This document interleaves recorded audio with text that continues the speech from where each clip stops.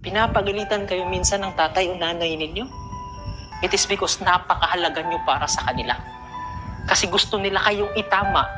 Kaso ang problema, ang tingin nyo sa kanila, demonyo. Kasi bakit? Kinokorek kayo.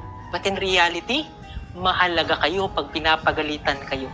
Kasi pag walang pakialam ang tao, sa palagay ninyo, pagsasabihan pa kayo?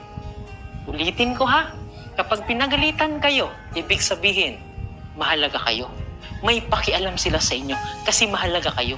Mahal nila kayo. Nandoon yung mahal, nandoon yung halaga.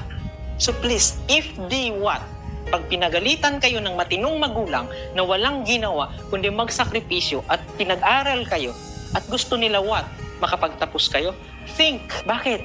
Pinapagalitan kayo kasi mahalaga talaga kayo. Nanay, magsabi ng I love you sa nanay mo. Pero alam mo ba, pag nasabi mo yan, yung dala-dala mo, mababawasan. Isang I love you lang. Sigurado ako sasaya yan. At ikaw naman, kunwari, ako yung jowa mo. Nagsabi ako ng I love you sa'yo. Anong pakiramdam mo? Masaya ka. So ngayon, balik ta rin natin. Ikaw yun, yung magsasabi ng I love you, ako yung tatay mo. At ngayon sasabihan mo ko ng I love you. Sa palagay mo, ano magiging pakiramdam ko pag sinabihan mo ko ng I love you kung ako yung tatay mo?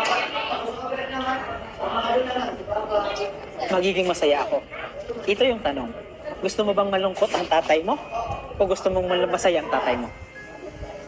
Itong tandaan mo ha, the time na ang tatay o nanay makatanggap ng I love you, makareceive ng I love you sa anak nila, yung energy nila bumabalik. Lumalakas sila. Yung trabaho nilang pagod sila, gumagana uli sila. It is because I don't know kung anong mayroon sa salitang I love you, pero pag yan ang narinig natin, sumasaya tayo, lumalakas tayo. So ang tanong ko, gusto mo bang malungkot ang tatay mo? Or gusto mong masaya? So kung gusto mo siyang maging masaya, huwag mo nang tipirin yung I love you. Libre naman yan eh. Kaya mo ngang ibigay sa ibang tao, di ba? Sa barkada, sa kaibigan, sa jowa. Bakit hindi mo kayang ibigay sa taong mahal na mahal ka? Hindi ka lang sanay magsabi ng I love you sa nanay mo.